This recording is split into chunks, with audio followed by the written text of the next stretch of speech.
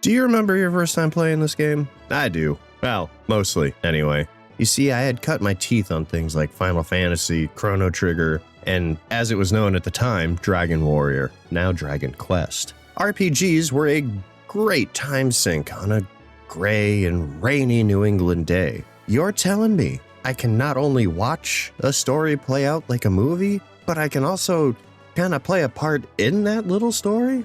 As a kid who was just a sponge, hungry for more of, well, anything, really, these games helped to fill that void. It was kind of like reading a book, but more involved at the same time.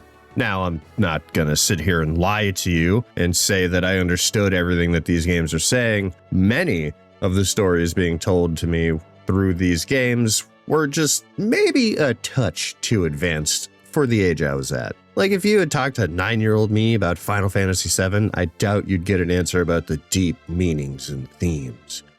It probably would have been more along the lines of Final Fantasy VII, big sword, cool. And, you know, honestly, that trend would kind of continue to be the norm for a longer amount of time than it should have been. While there were definitely certain games that were starting to open me up to bigger messages and deeper thoughts, a lot of the games during my youth were more pick up and play kind of experiences, you know? Now, during the mid-90s, things were really kind of starting to pick up and the landscape was finally starting to enter a more story-led experience, or at the very least, the story was starting to inform and meld more with the moment-to-moment gameplay. You know, things like in-game cutscenes and all that. What is this? Wow, what a mansion! While I could list off a ton of games that did this, we're here specifically for Golden Sun. I didn't know it at the time, but when this game was finally released and when I managed to get my little hands on it, it would very quickly become one of my favorite games. The style, the sound, the characters, all of it was just about as perfect as it could be for a kid like me. I took this game everywhere I went. The Game Boy Advance was more or less glued to my hands when I was anywhere outside the home. Long trips in a car, short bus rides to and from school. I even brought it over to some friends' houses a few times. Sure, even though we were definitely going to play things like Smash Brothers or Bomberman 64 multiplayer, which, side note, that game has some of the most chaotic multiplayer game modes ever. I would have my GBA, and more often than not, this game was slotted in and ready to go at a moment's notice. In my eyes, it was the perfect RPG for a kid who's into the genre, but wasn't really able to pick up on all the details of its contemporaries at the time. That said, there were some things I didn't notice until this most recent playthrough. You might be wondering, well, what could have flown over your head? The game is pretty straightforward and nothing really story-wise or even in its themes is all that complicated, which is sorta true. It is pretty straightforward. But if you know where to look, or if you just kind of read a little deeper in, and if I'm being honest with hindsight and many years to think on this game and its sequel, you can see how thought out this title really was. Is it groundbreaking? No, not at all, but it is very well executed for sure. Golden Sun might very well be the perfect introductory RPG. It can be as easy or as complicated as you want to make it, and the story is a slow burn that doesn't really pay off until its sequel. And even then, you won't really get it all until the very end of that game. But I'm getting ahead of myself a little bit. Alright, look, I'm going to level with you. This is definitely the longest video that I've done so far, and if you didn't see that time code down below, well, there's no going back now. You started it, you hit play, you're contractually obligated to see it through now. Alright? That said, you're in for a good time. But I will say, you might want to grab a snack and maybe a drink and settle on into wherever you're at. But what I'm trying to say is, it's going to be a while. So, preemptively, thank you. Thank you for your time. Now, let's take a look at how this story starts. Learn about the 4 alchemic elements, what those are all about, and maybe, just maybe, start to unravel the mystery that surrounds the world of Wayard. Hi there, my name is Leon, and this is my history with Golden Sun. What it means to me, what I learned about it as a kid, and how I still appreciate it even after all these years.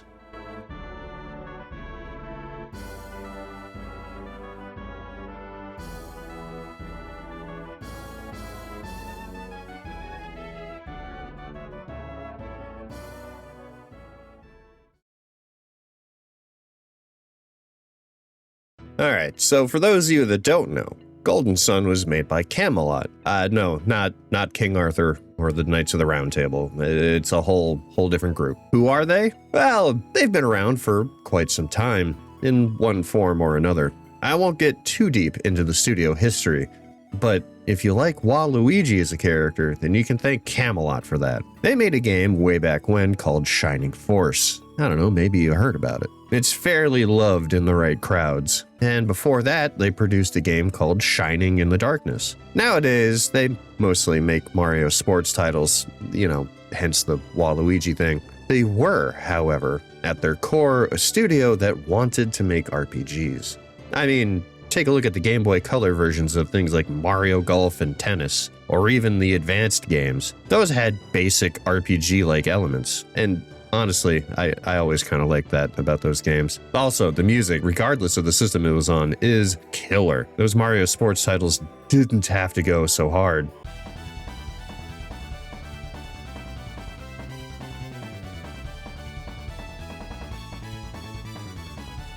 Oh, but man, am I glad that they did. After a few years of making those sports titles, they finally got that urge to make something familiar but fun. Not only for themselves, but for anyone who is a fan of the genre. To be honest, I wasn't really aware of them as a creative studio. Shining Force, and honestly, most of their backlog of titles, were just outside of my known, admittedly small, gaming sphere. However, I was aware of them. Nintendo made damn sure about that. So, when I saw that Golden Sun was a thing, and the admittedly odd commercial for the game started popping up on TVs back in the day, I was curious. I mean, wouldn't you be if you saw whatever this was?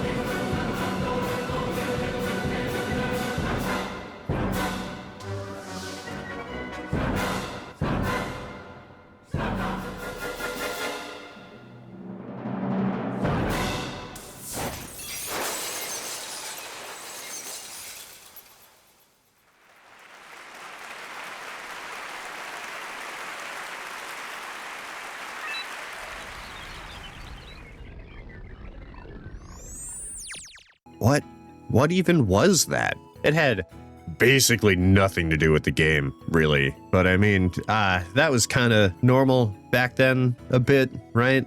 Even today, games kind of sell themselves on things that may or may not exist. Taking another look at it, though, it looks like it was more for the Game Boy Advance as a system and less about Golden Sun, but Golden Sun was still featured, and then, weirdly, they called back to this commercial in the third game, so I don't know. To me, this commercial always was Golden Sun, but I could get why technically it might not be. To each their own, At any rate, I eventually got my hands on this game and really got into it. Camelot had my number. Easy to pick up and easy to play. And on the surface, pretty easy to understand. You want to know just how deep I was in this?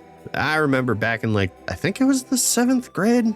I can't really recall. It's been a minute. I had a teacher that was honestly a bit ahead of her time insofar as what the assignments were. One such assignment let us craft a story where we, as kids, basically got isekai'd into another world, another story. She was pretty clear that it could be anything.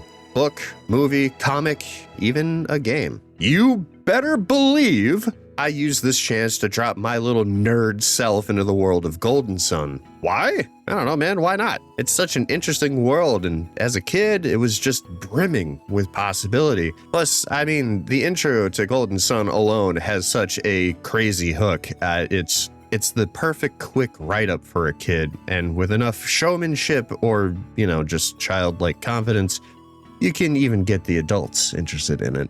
I don't think I ever really hit that point, but man, did I try.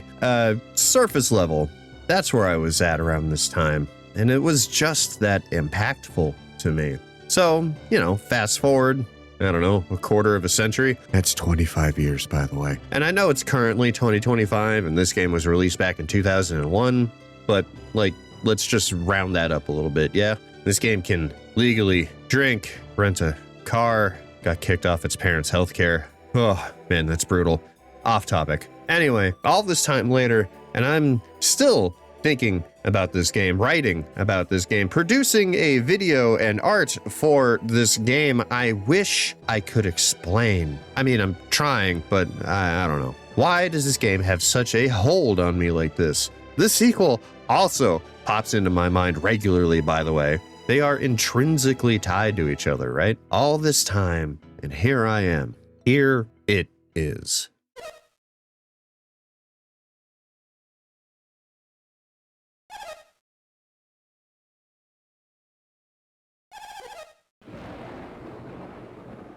Golden Sun wastes no time getting you right into the thick of it. Famously, I think, this game opens with a catastrophe that is about to upend a village. We learn real quick that the main character is named Isaac, and things are bad. How bad? Well, a giant boulder, aka the Mount Aleph boulder, is about to crash into the village, and no one really knows why this is happening, much less what to do about it. As a small kid, you do what your mother says.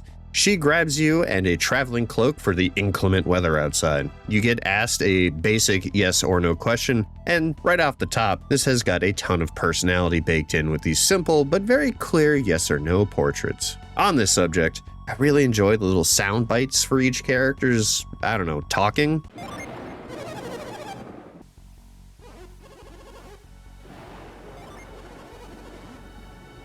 It's a nice, cool addition, and it adds to the overall charm of this game as a whole. Plus the little emote bubbles. Very nice. It adds a lot, more than you would think, really. Now, right away, because of the way this game introduces everything to the player, we come to a sort of sticking point for a lot of people. They tend to draw tons of attention to it these days. This game likes to give you the illusion of choice with these yes or no questions. More often than not, your input here doesn't really amount to much, with a few exceptions. One of which is a few screens away. Do you think I'll die? What? No. And then he does. Dark. But this is kind of an outlier, an exception, and not the rule. Should you say no, either the story progresses anyway, or you'll get repeated dialogue until you accept yes as the only path forward. Is this bad?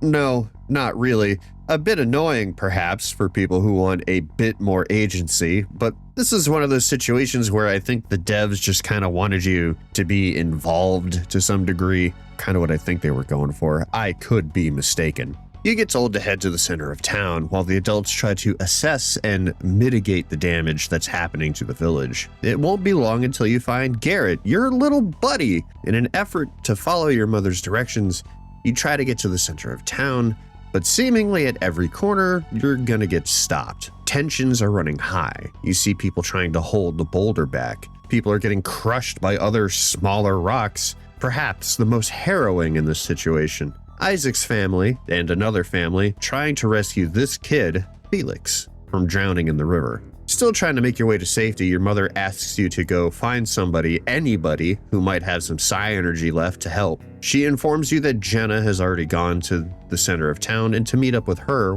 while she goes to search in a different direction. This intro is just one big problem stacked on top of a bunch of other big problems. But I mean, it's only the intro. Certainly things will turn out well in the end, right? Gotta try and find a person to help. Getting to the center of town, once you get your bearings, isn't really all that bad. You'll encounter some small monsters that skitter around to try and slow you down, and this only adds to the tension. You'll find this guy, John Psi Energy, and you'll bring him along to help save Felix. Things are looking good. Everything should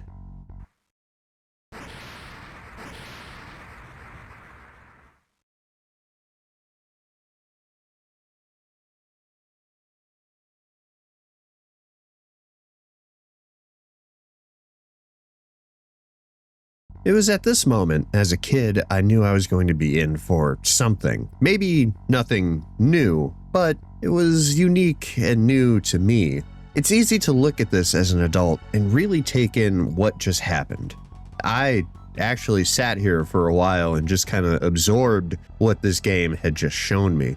With 100% seriousness, this game, for all intents and purpose, just dropped a literal boulder on these specific families. Now, as a kid, I thought that was pretty messed up. Hell, I still think that being crushed by a giant rock isn't exactly on my to-do list, you know? But with a child's mind? I mean, sure, we have an idea of what death is as a kid, but realistically, it's so far removed from a child's mentality that I think this moment really isn't given its proper time in the spotlight. Now, playing through this as an adult, I could see myself trying to do what these people tried to do: save the kids. Try everything in your power to do that. Now, I'm not going to say that I've dealt with giant rocks crushing people that I know and care about, but I have dealt with death in a very similar and sudden fashion, more than a few times. Being who I am today, I have a way better understanding of the shock and trauma that just befell this small, pixelated town. All the adults are just kind of lost in themselves and taking some time to try to process what just went down. This is a brutal thing to introduce at the top of a game. Damn. Camelot, just damn. Much like myself when I first played this game, Isaac takes it upon himself to do the only thing that he and Garrett can, and that's try to find some more help. There's a chance that they don't really understand what just happened, or maybe they do, and this is the only thing that they can think to do in response. It's back to the center of town, only this time we encounter some people who, just look at them. These are the most villain-coded people you could imagine. Their colors, clothes, the sharp angles, they look nothing like the rest of the people in the village. Though, admittedly, they do look pretty cool. They talk about the failures that they endured at a place called the Sol Sanctum. You might have been able to slip away unnoticed if it weren't for Garrett calling out to you. They approach and ask if you are listening in, and it doesn't matter what you choose here. They'll descend on you, and thus begins one of the most one-sided fights ever. I think really only Final Fantasy II has this beat in terms of both how laughably outmatched you are, but also in just the brevity and total uncaring feel that the game hits you with in like the first 2 minutes. This is how the game chooses to open up. Devastation and sadness for this entire village. For whatever reason, be it luck or maybe something else, you survive the encounter, and there's a time skip of 3 years. Life has returned somewhat to normal, I guess, and both Isaac and Garrett have taken it upon themselves to learn as much about psi energy as possible. And what better way to do that than to head to Sol Sanctum? You know, the place that brought the village to its knees 3 years ago. What could go wrong? Heading to see Kraden, who is a guy that made his way into Vale, probably sometime after the boulder fell. He's a teacher of sorts and a scholar of both alchemy and psi energy. When you get close to his cottage, you'll hear some familiar voices talking about both Kraden and the Sol Sanctum. They sense you and once again ask if you are listening in, and in a complete reversal of the first time, which honestly I'm kind of surprised that neither Isaac or Garrett say anything about these two. Maybe the beatdown they got 3 years ago came with a hefty bit of memory loss. Either way, they chose to let you live, and they revealed their names to you inadvertently. Lucky us. And with that, we're off to go see Kraden. Kraden is a bit of an odd fella. He's very much into his work, almost too into it, you know? You talk to him about the menacing pair, and then Kraden gets the bright idea to scope out Sol Sanctum. Now, never you mind the tragedy that just kind of happened to the town. Even Jenna, who arguably lost the most, raises almost no objections about going to that temple, but you know, damn if that old man's curiosity just doesn't beat all. You'll get some mithril sacks and it's off to the forbidden Sol Sanctum. Getting in is comically easy. even after that whole boulder thing. There's one guy doing like a patrol, but I mean, really? The Sol Sanctum introduces how dungeons and puzzles work in this game. There have been small instances of the main idea that your, heavy quotes here, magic is used not only as attacks in combat, which you will use while walking through the sanctum for sure, but also this power can be used in the world anywhere. That giant hand, that's not there for flair. That's a visual representation of the psychic energy that you can use, and its uses are vast. Being that this game was on the Game Boy Advance, there are a few shortcomings, but the devs were willing to toss us a bone. You can assign psi energy shortcuts on the shoulder buttons, and man, what a time saver that is. My god, the amount of psi energy puzzles that exist is plentiful, and you will need a shortcut like this. So, if you're anything like me, you kept move on retainer, and well, let's save that other shoulder button for another power when that shows up. Another cool aspect about how the powers work is how they interact with your psi energy points. Much like in almost any other RPG, your power is limited by how much mana or MP that you have. Unlike those other games, this power recharges on its own as long as you're moving around. There are items that will refill it, and you can rest at an inn or something as well, but you never feel like it's a resource to be hoarded. Do you imagine if you went into a dungeon, ran out of power because you fired off one too many spells, only to come up short trying to move a pillar? Good on them for having this idea back then. What an incredibly player-friendly system this is. The puzzles that you encounter inside of Sol Sanctum are definitely geared to be more, training wheels on. Nothing in here is going to bust your brain all that bad. In fact, realistically, the whole game doesn't have puzzles that are really going to tear you down. There are some that will definitely cause you to slow down, and we'll get to those way later when we get to where they're found. But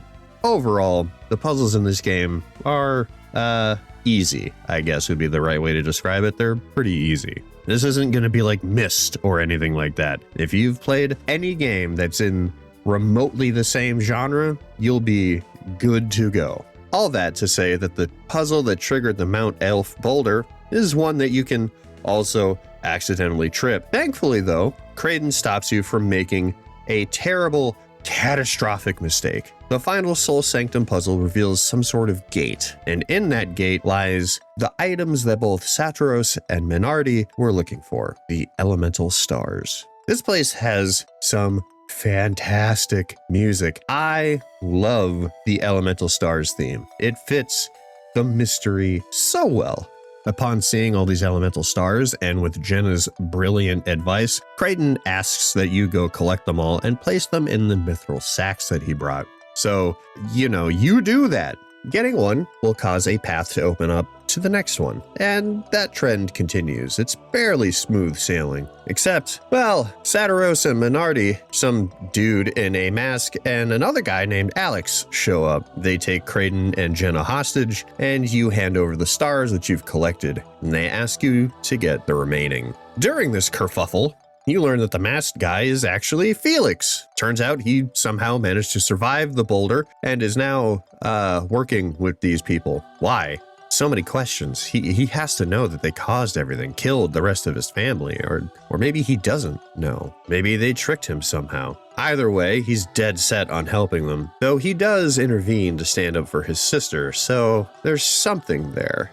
When you collect the last star, all hell breaks loose. The Sanctum starts going crazy. Saturos and his crew really want that last star, but they can't risk staying. So instead, they kidnap Kraden and Jenna and leave with only 3 out of the 4. They might have stuck around maybe a bit longer and risked it for that biscuit if the Wise One hadn't appeared. This giant rock with an eye tries to contain the chaos, but realistically they can only do so much. The Wise One boots Isaac and Garrett out of the elemental chamber, and it's back down the way you came into Vale. Oh man, like this game needed another hook, Anyway, that whole thing was not just contained to the Sanctum. The whole town of Vale, more or less, is at the temple trying to figure out what just happened. They don't want a repeat of the last time that Mount Elf went berserk. Here, all the important people in the village who are a part of this meet with Isaac and Garrett. They explain, rather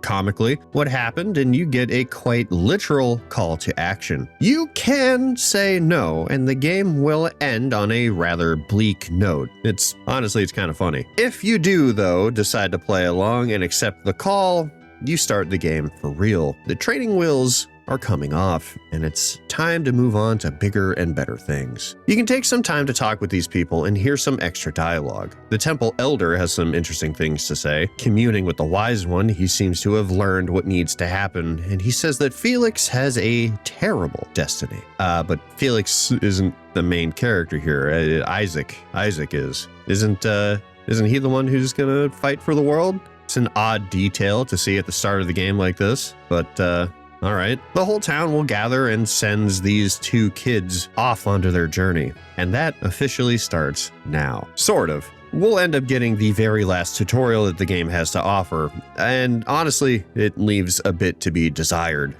So humor me, if you will, and I'll dive into this segment. The elements and you! Starting with the game's systems. These are important to know because, well, after all, interacting with the systems is crucial to RPGs like this. Golden Sun does your typical RPG type stuff, a ragtag team of teens on a journey to save the world. It has that proper call to action and everything, but that's just the set dressing for quite possibly the real driving force for people to come back to this game, the elemental affinity system. We've seen a little bit of it up till now, the combat system. It uses the old Final Fantasy / Dragon Quest kinda combat rules.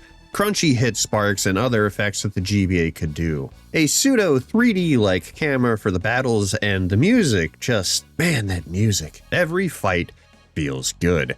Every encounter is fun and acts more like a sort of mini-puzzle than an all-out brawl. Counting hits on each target that each character does, finding and roughly guessing how much health any given target has to make sure that you're optimizing your turns and damage. Making a wrong move won't punish you in a normal encounter with regular field monsters, but things could easily go downhill against some of the other bosses out there.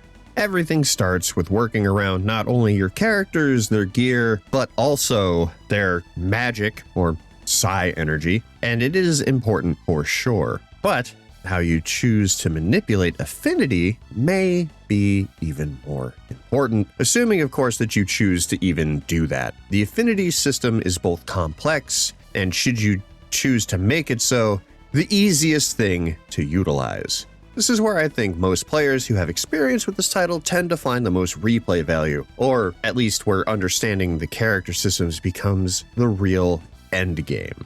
I'm going to draw a comparison here, because if I'm being honest, it sort of reminds me a little bit of the materia system from Final Fantasy VII. You can absolutely break that game with the right setups, but it takes a lot of experimentation and a deep understanding of the systems. The affinity system works sort of in a similar fashion. You can do some wacky things and have insane setups for your party if you put the time in.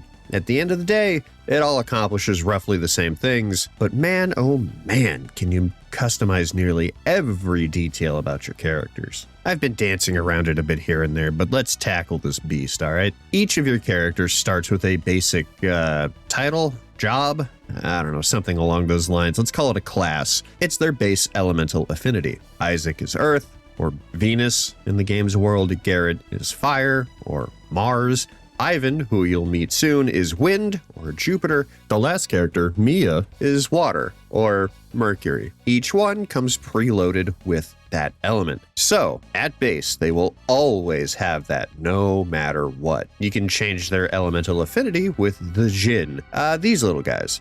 And they do some crazy things for your party. They can be used in battle as special abilities, and each one provides some kind of unique benefit if used in that manner. However, each one of these little guys offer an elemental charge for that affinity. If you set a character who has a different base affinity, you can change the class of that character. You can just load up each character with their own element, and realistically, there isn't anything wrong with that.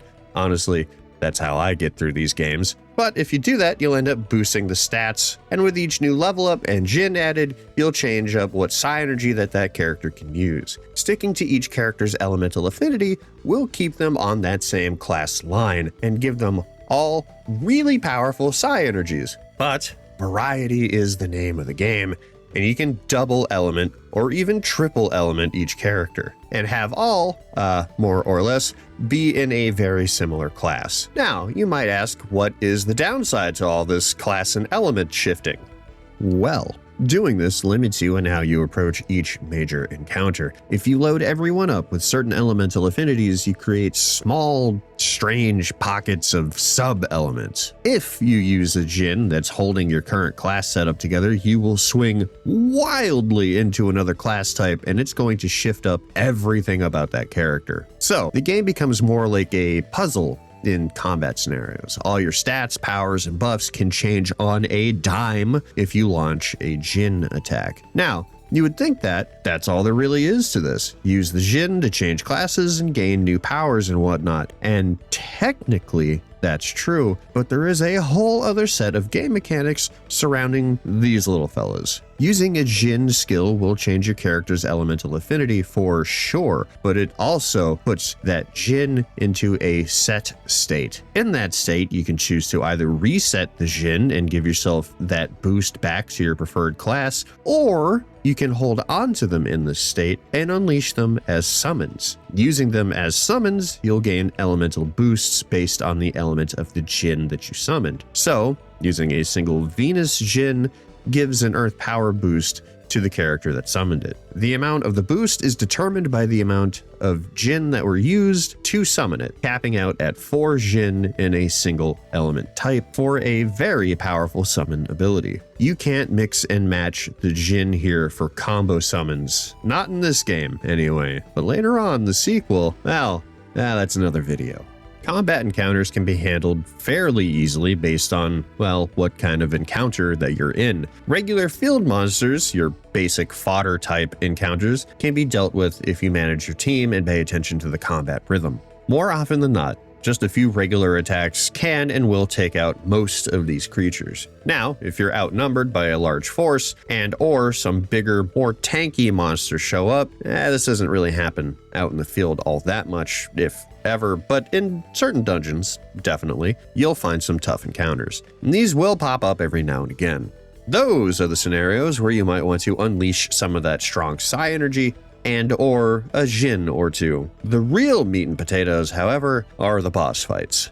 These are the encounters where it's less a trial by combat and more like a dance of stats, buffs, classes, Jinn attacks, and the summon abilities. This is also why I choose to just load the characters up with their own Jinn. I know it's not the most optimal in terms of damage output, but it makes combat way easier to manage. Less class hopping and memorization and more using the abilities, but in like a weaker state. I feel this is more or less how most people play these games though. That said, if you have the stuff for it, all this class hopping and all the skill shifting that comes with it might be up your alley if you feel like experimenting just a little bit. The only downside is they can't really engage with this level of class shifting until basically the end of the game. You certainly can give a character any Jinn you want, but in the early stages, you're going to be capped by what Jinn you find and just how many you have on each character. You can't just load Isaac up with a full stack and give nothing to Garrett.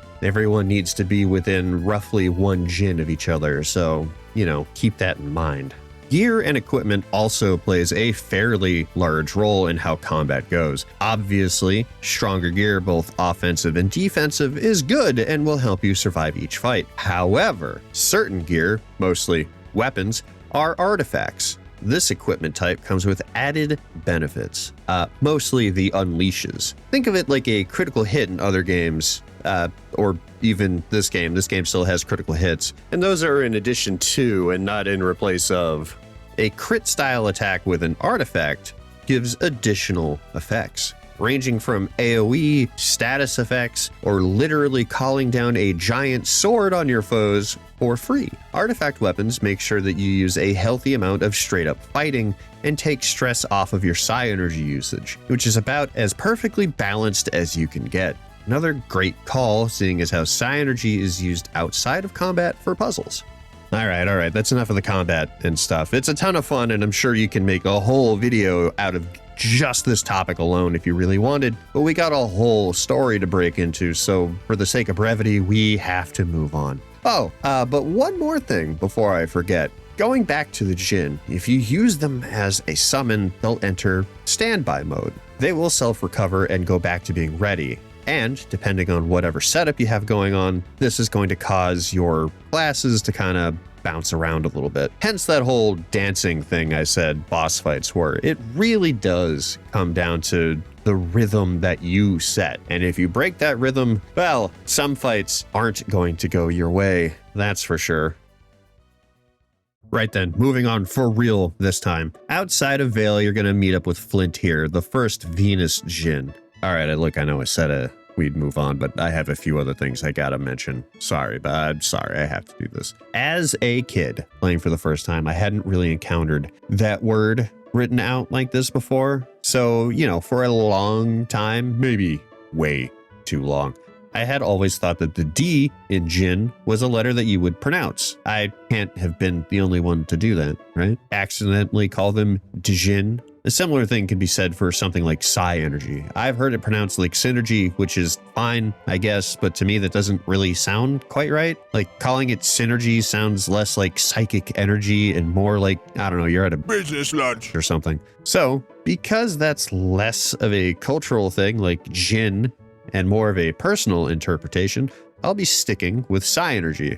Okay, I promise, for real this time. Heading down south, you're going to quickly see an event play out where a traveling caravan exits a town, and because Mount Elf just erupted, some of the rock that got expelled has taken out a bridge that just kind of exists. So these dudes can't exactly get home. Instead, they head north, and it's more or less against their better judgment. We will find out all about that over the course of the game. The town they just left is called Vault, and it's here that we run into Ivan, who is, at first really giving off some Children of the Corn kind of vibes. This kid's not very attuned or adept with social encounters. He also can read people's thoughts, which might explain why he is a little odd. Most people can't tell that he's doing this, but adepts like Isaac and Garrett can feel him poking around in their mind. It's an interesting thing to showcase, and it sets up that most people in the world are not at all like the people of Vale.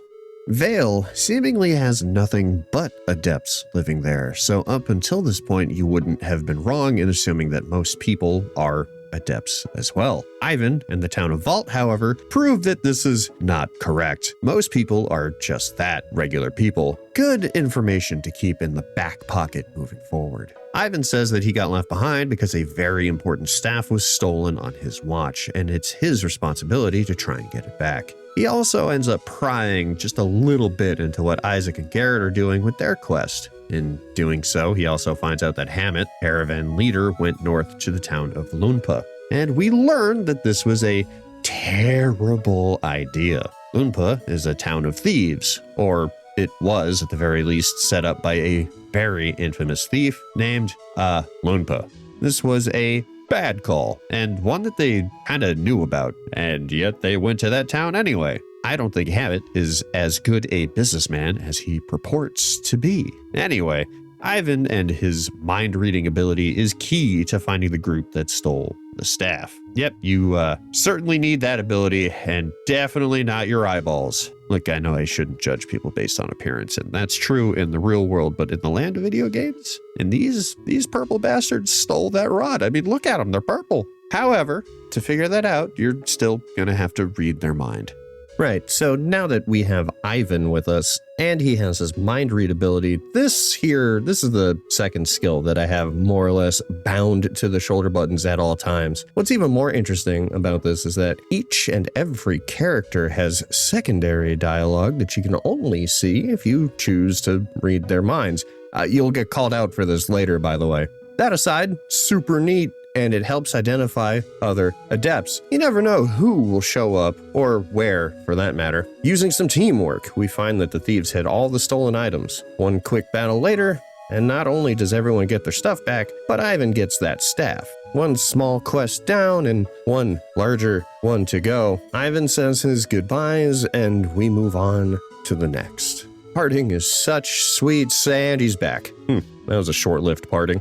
That's all well and good anyway. We needed his wind power to blast away these vines. We would have been stuck without him. So here's where a few things happen, and realistically, one of the only real tangible choices you can make. After Ivan joins up with you out of, I don't know, boredom, guilt, not really sure which, he couldn't save Hammet, so, he just kind of plays tag along for now. One additional fire djinn. This guy is mad. And a cave exit later, we find the town of Bilibin?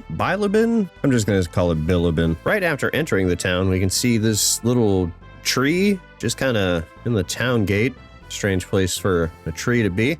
Inspecting it says the tree is oddly man-shaped. You can choose to mind read and, well, yikes. Not really sure what to think about that. Trees? Are trees alive like people or what? Oh, okay.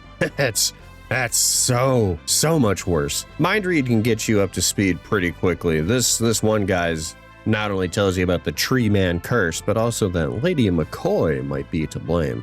Or at the very least is the main reason why whatever is currently happening is, well, happening. With the exception of the tree man that pretty much everybody is trying to do their very best to ignore with mixed results, the rest of this town is headed by the McCoy family. And their ability to lead is, well, not going very well at all. Talking with the town folks, you start to get a picture about the situation. One guy even makes an observation that new and strange monsters have been popping up ever since Mount Aleph erupted. Moreover, the whole town can't get to the neighboring town of Kolima, where they produce large amounts of wood. It's been blocked off by Lord McCoy in order to try and prevent more people turning into trees. Really, though, it comes off more as an out of sight, out of mind kind of deal. You can speak to Lord McCoy and he will try to task you with fixing the problem, only to rescind that offer. I mean, it makes sense. A lot of people went to go and solve this problem, and yet nobody has returned. So, why send a bunch of kids off to die?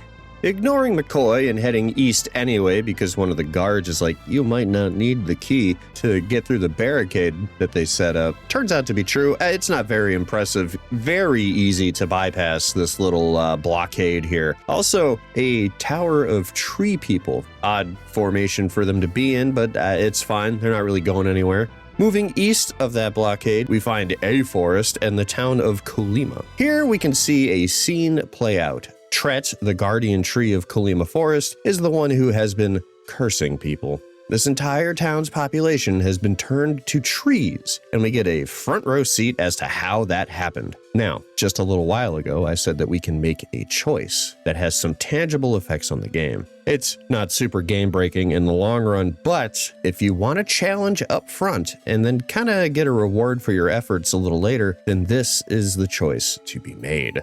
Let's rewind a bit, and instead of heading straight to Kolima at all, we double back just a bit and head north instead. Heading north will bring us to a cave system, and if you talked with everyone you could in Biblin, you would know that we are hot on the trail of Sataros and Minardi. They are heading to Emil, and so are we. This is tough, however. The game desperately wants you to solve the problem surrounding Kolima first, but it doesn't stop you from going where you want. So in reality, this could very well be how some people went about this in their first run. I mean, I didn't. I only found out about this after my first playthrough, but kudos to you if you managed it the first time through. Getting to Emil itself isn't too bad, but the random encounters will be tough, especially if you're at a low level. Tough, but still doable. Emil is a snow-locked town, or at least that's how it appears here. Winter seems to have this place locked down. What's worse is that a sickness is making the rounds, and not too many healthy people are around to help deal with it, save for one. Mai is one of the few Mercury adepts who live in this town, and as one of the last, she is way overworked. Her healing psi energy is the only thing keeping this town going, really. On top of her duty as the town's main healer, she's also supposed to guard the Mercury Lighthouse, as her people have for ages. The lighthouse glows, and in a panic, Mai mentions how only she or Alex, that guy, yeah! His design is pretty similar to Mai, actually. Speaking of similar, even Garrett was able to put together that the people of the Mercury clan are like the people of Vale, a group that's meant to be a protector of something. How interesting. The Mercury Lighthouse is where the puzzles in this game really start to show just how clever they can be. It's nothing too mind-melting, but these puzzles are starting to get progressively more difficult. And, it's a nice progression. More importantly, you gain Mai as a party member, and she has some of the best healing power in the game. She also rounds out the party, being the fourth and final member. You might also notice, while in the lighthouse, Mai gets her power refreshed by a few points, basically after each round of combat. Also, her psi energy is juiced here, and does a bit more damage than it probably would normally. Conversely, if you, actually, I'll let the game explain that when the time is right. By far, the most interesting puzzle gimmick here is this water skipping. Stepping on these tiles gives you the ability to walk or, jump on water, like you would jumping from a stone to stone or something along those lines. This mimic here, and I know it's a treasure chest, but it's definitely a mimic, just about takes me out.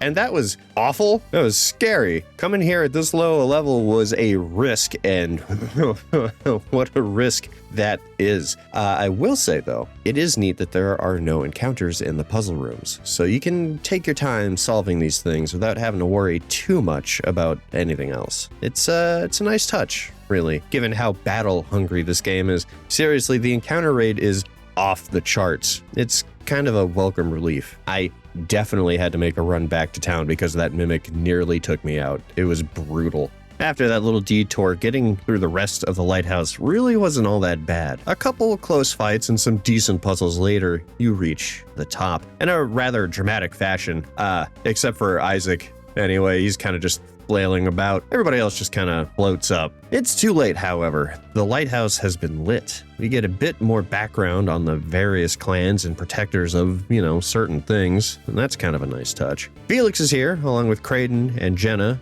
Minardi is also controlling the conversation until Satros shows up. He's looking to flex a little bit and see just how far Isaac and his group have come. Replaying this game as an adult has me asking some questions. You should also have a few questions at this point. What's the deal with the lighthouses? Why are certain clans of people tasked with keeping things under lock and key? If clans like Mai's are on the verge of disappearing, what's the state of other clans that might have a similar purpose? Vale, for whatever reason, seems to be a focal point, and really, they're the only ones who seem to be thriving, I guess, for the most part anyway.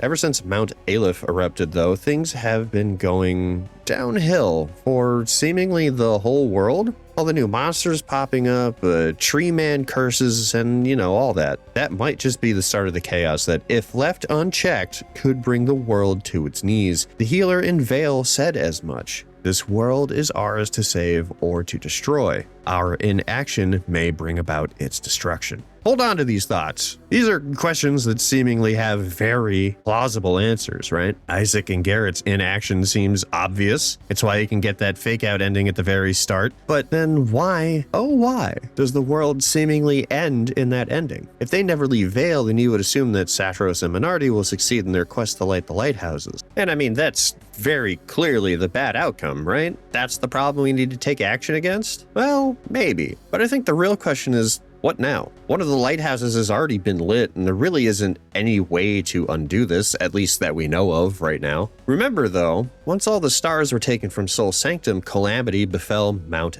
Aleph. So with one lit already, what is this going to do? It was the balance of all four that kept the Sanctum and Mount Aleph inactive. So are things already out of whack, or what? Has our quest failed before it even really started? Well, with this side tangent, we have kind of run out of time as Satros makes an attack on us. Remember how I said things are going to be tough if we went this route? I mentioned that the game really wanted us to deal with Kolima first, but we can just kind of choose to go this way. I believe this is the more rewarding path. It makes this fight a real tough one, and the dance begins. We haven't really had a proper boss fight up until now. Sure, there were the bandits in Vault, I guess, but that doesn't really count for much. This fight, though, really showcases just how the rhythm of boss fights can go, and it went terribly for me. Because I was underleveled for this encounter, Ivan and Mai were taking out almost immediately. And Garrett wasn't helping much at all. The best thing he could do was tank attacks. But with only 2 of us, it was nearly impossible to deal with him. I lost this first fight because I didn't plan things out. My rhythm was off,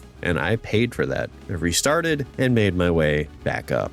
Even after having learned my lesson, this fight is still tough. Satros holds nothing back as he lands heavy attack after heavy attack. What's more, Garrett and his psi energy has been lacking here. He just wasn't doing any kind of real damage. Mai, on the other hand, was juiced out of her mind. Keeping her alive and either landing her own attacks and or healing others was critical. Thankfully, my team was more or less faster than he was. Keeping this rotation was important, and if anybody had gone down, it would... And there goes Ivan. Okay, no problem. I can still make this work. It was all I could do to keep pace. Summons and psi energy were really the only things keeping me in this fight. And yet, somehow, despite all evidence to the contrary, Garrett got the finishing blow. Satros had fallen, though I did lose Ivan during that, and that's fine, though. Now we can get some solid answers. Well, maybe. Satros lets it slip that the lighthouse was weakening his overall power. It's also why Mai was able to use her power as freely as she was. Also, it's why Garrett was hitting like a wet noodle. Even more impressive that he landed that last hit, really. Alex tells the party about the power of the lighthouses and how he was watching the fight, certain that Satros would win. And, well, he wasn't wrong that first time. It's all a ploy, though, as he was really only buying time. With Satros back up, they both warp away. More questions piling up on top of many other questions. Mai makes up her mind and decides to come along for this journey, if only to figure out what Alex is up to. With the lighthouse lit again, the people of Imil have a near limitless supply of healing water. This is good, as it frees up Mai to, come along. But it's also something we needed, whether we knew it or not. But I did, because I've played this game before. Now, we get to take our little victory lap. Heading back through the Bilibin blockade, we can see that the Tree People Tower is knocked over. It's worth helping out these tree people. Just a friendly little tip. Back down to Kolima, and we see the same scene play out the exact same way, except now we have Mia here. She doesn't really add a whole lot to the conversation, but it's cool that they had this kind of foresight. While I didn't spend much time on it when I was first talking about this section, I'll bring it up real quick. The group learns that different types of psi energy power can be used depending on the situation at hand. Meaning, if you let the power kind of just flow through you, rather than trying to control it, like with the elemental psi energies, you end up with a new, or at least different effects. Also, it seems to vary from adept to adept. The game uses this as a way to explain how things like critical hits and weapon cries are a thing. It's super interesting, and I wish the game made more of an attempt to explore this more down the line. Because of this little interaction with Tret and the tree dust, I guess, this group figures out how to deal with the tree people and the curse that's befallen them. Tret, the guardian of Kolima Forest, was attacked by the people of Kolima Village for lumber for the McCoy family, and, Tret kind of took that very personally. I don't blame him. So it's off to the forest to solve this dilemma. I really hope you like rolling logs, because this place is chock full of log rolling puzzles. Before long, you're going to encounter the guardian trees. Laurel, who is very soft-spoken and has a very nurturing kind of persona. If you read her mind, yes, you can do that, she thinks about the Mercury Lighthouse and its healing waters. See? It was worth all the pain to avoid backtracking. We already have the water. Trying to speak with Tret causes his alter ego, I guess. I'm not really sure what that is really. To explain that he is in control and that everything will wither and die. Well, we can't have that, so in we go. Tret as a dungeon it's all right. It's kind of fun. Lots of neat little effects and a few interesting gimmicks here and there. Getting to the top of Tret's tree top, and jumping through the open hole will bring you face to tree face with Dark Tret. Yeah, I guess that's what I'll call him. This battle really isn't anything special, definitely not after Saturos anyway. Taking him down and using the healing waters will cause Tret to come raging back to life, healing the forest and reverting all the cursed people back to normal. As an added bonus, you learn that the many monsters were actually, at one point, just regular animals who came into contact with psi energy stones. This also includes both Tret and Laurel. They were the guardians of the forest, sure, but getting bombarded with psi energy stones caused them to gain new powers, which, again, raises some questions about the rules of this world and what they've laid out. If these stones are affecting non-human life, creatures who seemingly have no affinity at all, what might it be doing to the rest of the world? Interesting that, isn't it? All this chaos has happened because the power of alchemy is returning to the world. Tret and Laurel will warn you about a forest to the south that is becoming more problematic as evil energies are gathering there. It's unfortunate because that's the next stop on the quest. You can, however, take a quick break and travel all the way back to Biblin and speak with the McCoys. If you do, you're going to get a treasure and an earful. The treasures are all cheap garbage, by the way. There's like maybe one that's kind of worth much of anything. Cheapskates, man, cheapskates. Realistically, though, the best part about heading back is to get a reward from the tree people that were on the riverside there. I guess they're just regular people now. The only reason this is even worth it is because you'll get a defense boosting item. Otherwise, I mean, that's kind of more or less the last of the loose ends around here. Well, for now, anyway. It's off to the dark forest, is what I might say if there wasn't one small detour to make at this place, the Fushin Temple. This is a mandatory stop. You'll need an item from here to unlock a power needed to progress through that forest. Not only that, but it's here that we encounter a person who can feel you, reading their mind. From all that we can see, this guy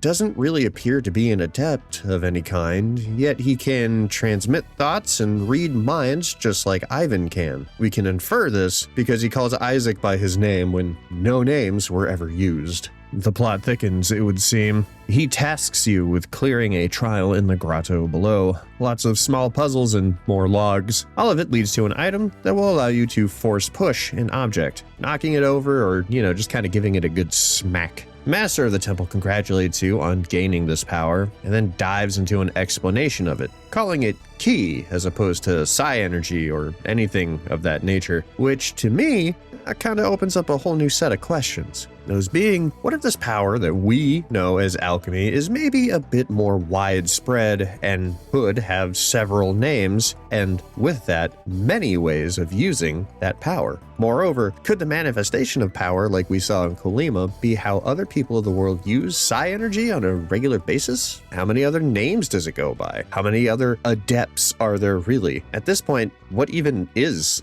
an adept as we know it? Does this power extend beyond the four known elements? And if so, how do those people use that power? Or is it even possible? This little interaction has opened up a can of questions that we just don't have any answers for. A few things are clear though. More types of psi energy exist for sure, and so far, every new person met with some sort of ability has been able to tell that we are using a similar power, if not exactly the same, just under a different name. And the way in which this power is used and understood is different based on the parts of the world that we're in. Perhaps the most interesting thing is this guy has powers similar to Ivan in some respect. So are they a Jupiter adept? Or descended from one, maybe? Does the power work like that? Or can people just manifest an adept-like power out of thin air? Questions are kind of piling up, and something's got to give at some point, right? It's interesting, don't you think? Moving right along, the Mogul Woods are fine. If you've ever played anything like Zelda, which, hey, how you doing? I have some Zelda videos for you, if you're interested. Then you'll already know what's up. You'll smack a tree stump with force and the monster will hop out and you just kind of follow them. If you smack the wrong stump, you'll get into a fight. It's a fun little dungeon-like experience and it doesn't really overstay its welcome, which I definitely appreciate. Another excellent boss fight with a giant ape, and I gotta say, the bosses are really the highlights of the combat system, and this will continue to be true moving forward. With the Mogul Woods done and dusted behind us, we find ourselves at another location that feels kind of like an extension of the Fushin Temple. This is Xi'an, and here is another place where people are demonstrating use of a power that is reminiscent of psi energy, yet somehow unique in its own way. They call it Qi, and it's an extension of the body, and it differs from Qi, which is a power from the mind. The master, Fei, of this dojo states as much. I hope that's how you say his name. It's F-E-H. I'm going to assume Fei, but I don't know. Yet, given how Isaac and Garrett talk about how they use their powers, it wouldn't be too far off to call this yet another school of thought for alchemy as a whole. At any rate, we kind of showed up at a rough time. It seems like Fei is having some kind of an argument with his daughter, Fei Shi. Boy, I hope I'm saying this right. She has been getting visions. Visions that have been shown to be true, and one such vision is really troubling her. The problem is her father doesn't exactly trust her because this all started once a certain kind of rock smacked her in the head somewhat recently, or so it seems. That psi energy stone seems to have awakened some kind of dormant power, one that yet again feels right at home in Ivan's neck of the woods. We get introduced to this after showing off the force power and absolutely blowing the minds of these students. And after telling them we don't really know anything like Kung Fu at all, Fei Shi storms off because, well, I mean, can you blame her? Her dad doesn't seem to be taking her prophecies very seriously. And with nothing else to really do here, it's time to head off to the west. Turns out that Fei Shi was following us, and like she stated, her vision came true, just like all the others. She is dead set on not really going much of anywhere, and we can't convince her otherwise, so, okay, see you later, I guess. And here we find the town of Altin. Altin is somehow both pretty fun and, also not very fun, so I'm gonna do my best to kind of just hit you with the highlights. This town is plagued with monsters that produce seemingly infinite amounts of water. The downside is, however, that the water is not good, not drinkable. In fact, the game makes it out to be saliva, I guess, and not really water at all. So this town has been submerged, drowned, I don't know, whatever term you want to use, in infinite monster spit. Lovely.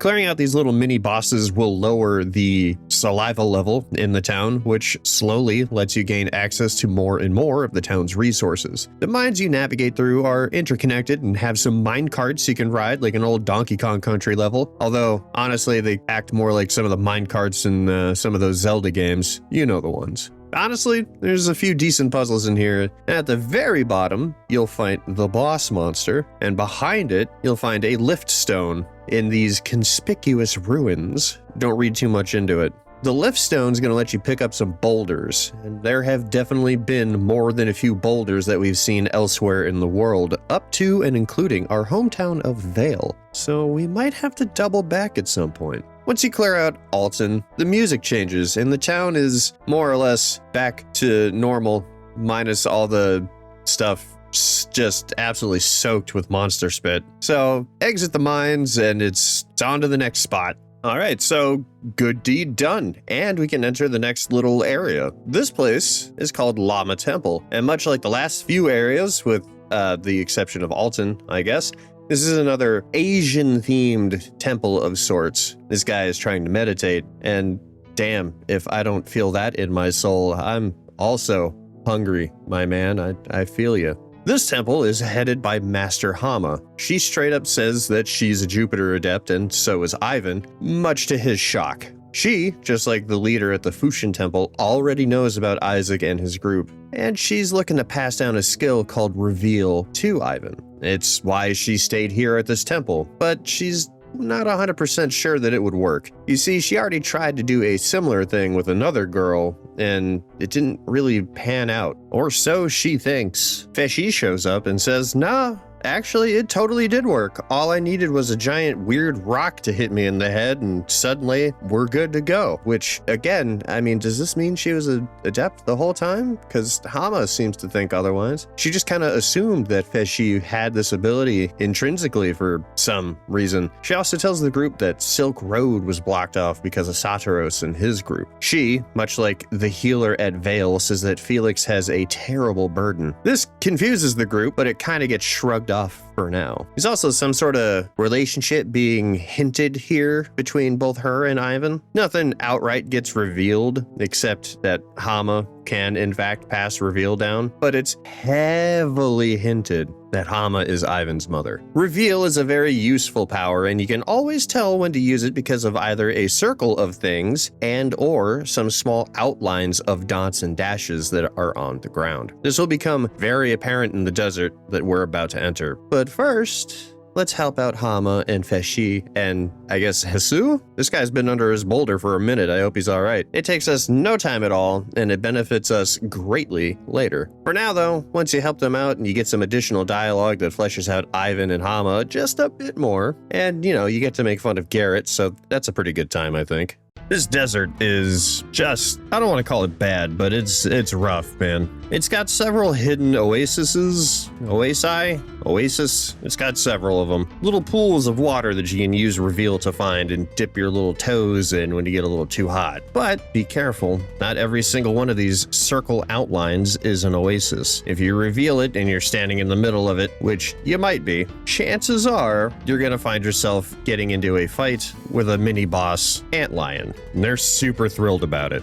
This on its own might not be so bad, but unfortunately, every few steps, somebody in the party starts to complain about the heat, which, again, I get, but it didn't need to be that often. I understand. I know, it's hot. I'm sorry that you're sweating. We're in a desert. Cool it. If your heat meter gets all the way full before you manage to find yourself an oasis, you're going to take an extraordinary amount of damage. So finding those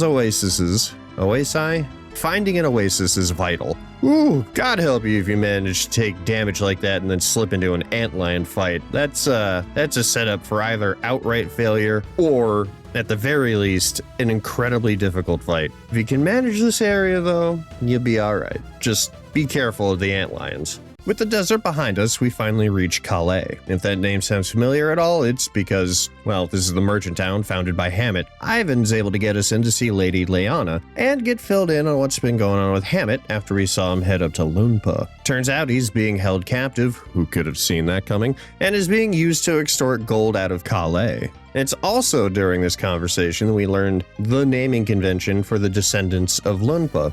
His son, Donpa, and his son, Dodonpa. This naming scheme continues a bit later. Suffice to say, Lunpa was a Robin Hood type, and Donpa was kinda like Lunpa, but Dodonpa is, he's not a good guy to say the least. Lady Leanna tells us not really to worry about this as it's a problem for Kalay, and they're gonna try and solve it on their own. Lady Leanna also divulges a bit about Ivan's past. Turns out, Ivan is originally from a village on a southwestern continent and was given to Hammet to fulfill a prophecy. Unfortunately, though, Lady Leanna doesn't know much more about it other than what Hammet has probably told her. Ivan needs to help the warriors from Vale and also needs the shaman's rod. On top of that, they need to find an item to be able to continue on with their quest. It's why Ivan was in Vault to begin with, and ultimately how he wound up with Isaac and Garrett. It might also be why Hama was where she was at. Lots of things are kinda sorta starting to connect just a bit.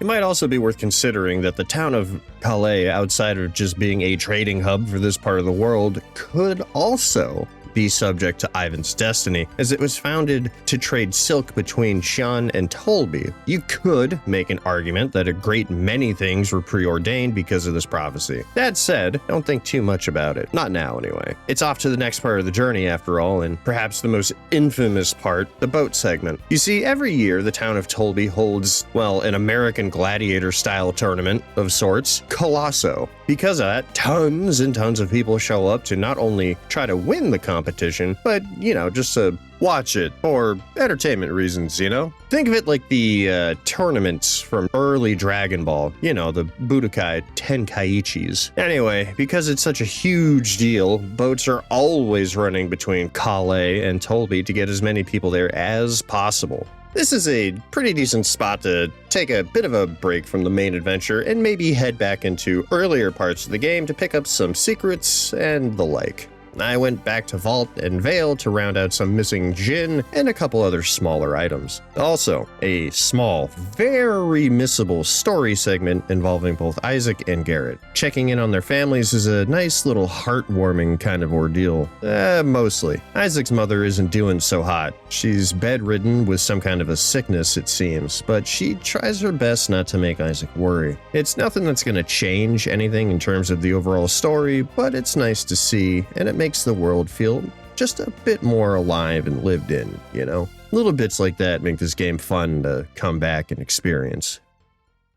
If you get those side quests done, or at least as done as you can get them to be currently, it's off to Tolby via a boat. Garrett gets very excited at the idea of seeing the ocean, only for this guy to come over and, well, actually him in real time. Very, very funny. Getting a ticket for the boat, we learn a few things from the captain. One, he is very superstitious and won't shove off until he has his lucky charm. And two, the other boat that trades off with this one hasn't come back yet, and that bears ill for this ship and its voyage. They don't really want to leave just yet, but they do anyway. With the mystery of the missing lucky charm done, we have to now find a group of people to protect the oarsmen should the monsters that live in the sea attack the boat. Isaac and company get voluntold to provide the service, which is fine, but the people on the tour are not happy with the idea of filling in should anything happen to the oarsmen. Right, so real quick, I have to rant about this. Now, on one hand, I get it, right? No one wants to work when they're supposed to be on vacation, but if the alternative is being lost at sea, and I know that technically this is more like a lake, but it's pretty large, and you could easily just be lost in there forever, right? Also, with sea monsters being a thing in this body of water specifically, like, come on, you know? I would be more than happy to do anything to get the hell out of Dodge if I had to. Would it be hard? Absolutely. But with the alternative being death? Sign me up to row that boat, man. I have another gripe with this segment, and I'll talk about that when it pops up, because it's going to pretty quickly. With everything set up and the deck crew holding back as many monsters as possible, and with Isaac and his crew guarding the lower decks, everything seems to be in order, and it's off we go. It won't be long until we hit our first wave of sea monsters, and they take out one of the oarsmen immediately. Right, so here's my other complaint. If Isaac and his party were supposed to guard these oarsmen, why?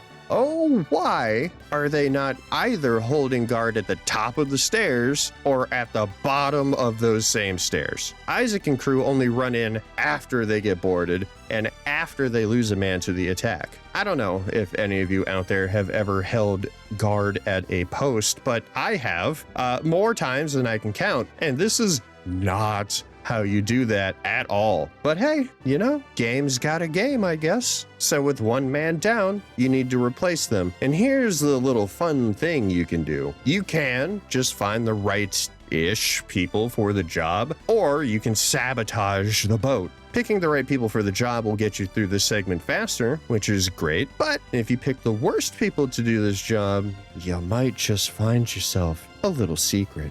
I won't get into it now, but this secret is pretty cool, and should you get this secret now, you can get some pretty decent gear and items. Again, more on this in a little bit, because there is another way to get to this secret area. A few more fights later, and the boss of the seas shows up, and then takes out the deck crew and threatens to take out the entire boat. A kraken. This fight is fairly tough. In fact, it's the hardest boss fight so far, and, as far as I'm aware, up until recently, has a history of tanking Golden Sun speedruns. The Kraken will absolutely beat you down without remorse if you're not careful. So play each turn as perfectly as possible. Once you manage to get past this guy, you'll end the journey at the Tolby docks, and the ships are closed indefinitely. Don't worry though, you can still get back to the other area that you just came from once you open up a path in a nearby cave system. Right, so we'll get back to the game and the story real quick, but this seemed like a good place to take a quick pit stop. So let me do a little bit of housekeeping, yeah? If you got this far, you know the drill. Like, subscribe, all that jazz. You know, all the things that YouTube likes to see. Alrighty then, share your thoughts about this all-time classic down below, and if you're feeling it, what moments stick out to you all? Alright, cool. Let's let's jump right back into it.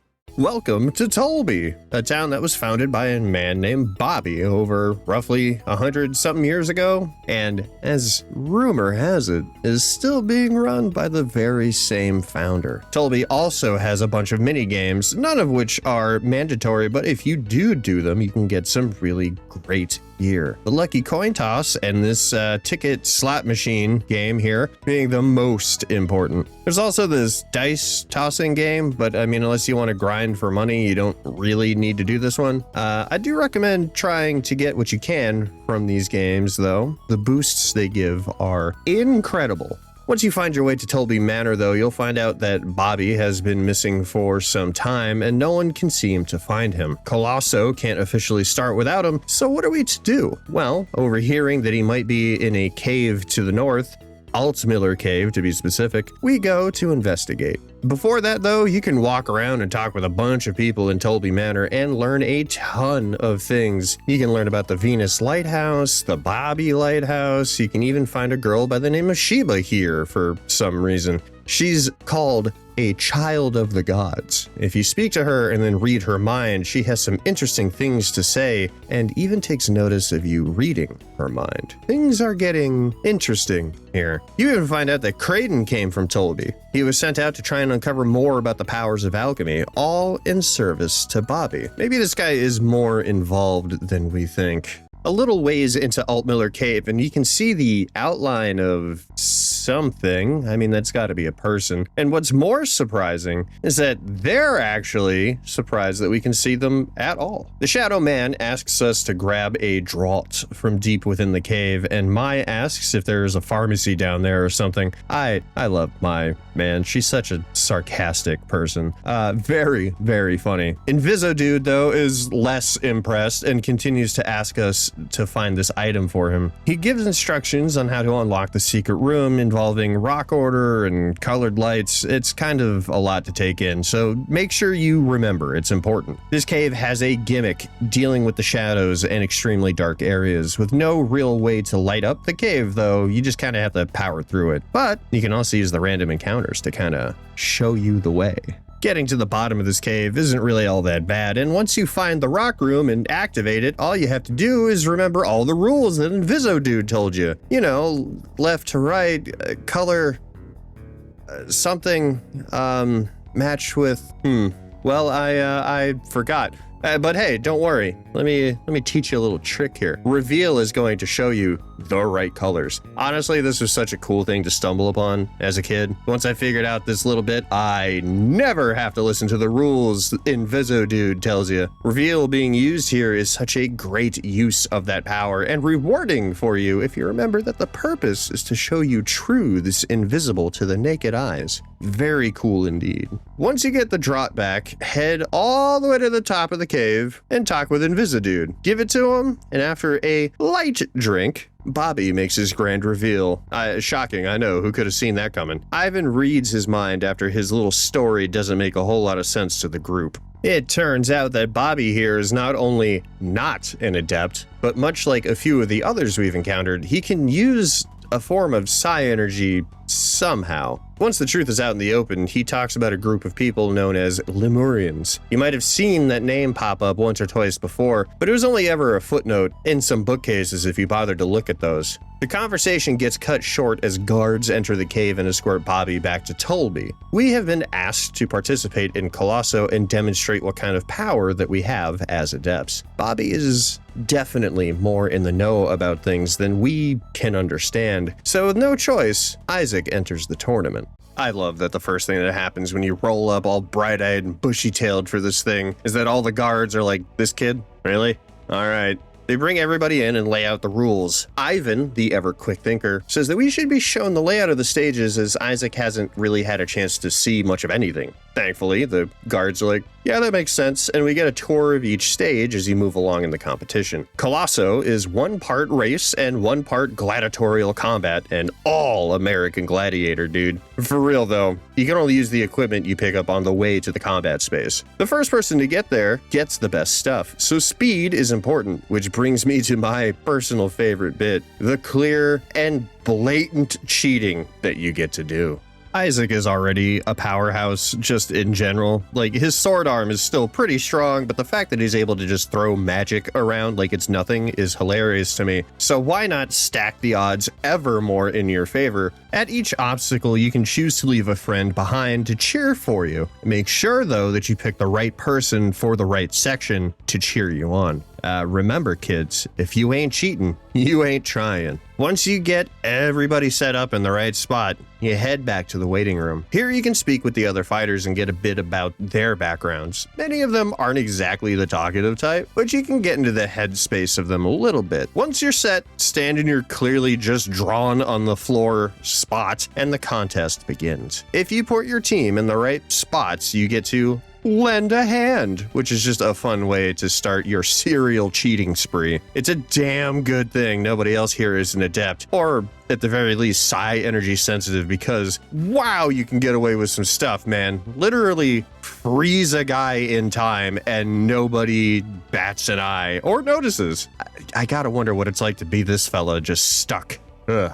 Combat will get progressively more and more difficult, as does the layout of the mazes and team placement for the encouragement you need. If you're clever enough, though, you really shouldn't have any issues. This is the kind of fun, goofy thing I love about games like this. Take a bit of time, theme it up just right, and make the knowledge checks fun, and that's just a recipe for a good time. If you spent a decent amount of time leveling, and if you get a really good feel for boss fights, you shouldn't have too much trouble, assuming, of course, you get the best items for each run. You either walk away the champ, or you don't. Do try to go for the gold, though. It pays off later. Kind of feel bad for these warrior guys, though. Imagine training your entire life for this, and some kid walks up and beats you over the head with an ethereal sword. That odds are, you can't even see, but boy can you feel it. Anyway, win or lose, you will have that meeting with Babi and his number one, Iodem. This is where some answers really start to come together, mostly. After exhausting himself out, Isaac takes a bit of a long nap, but once he's up and ready to go, it's time to meet. You get an item that lets you encounter more monsters, a fitting reward for a warrior, I suppose. The real prize, though, is learning about Lemuria. Iodem, like most people in this world,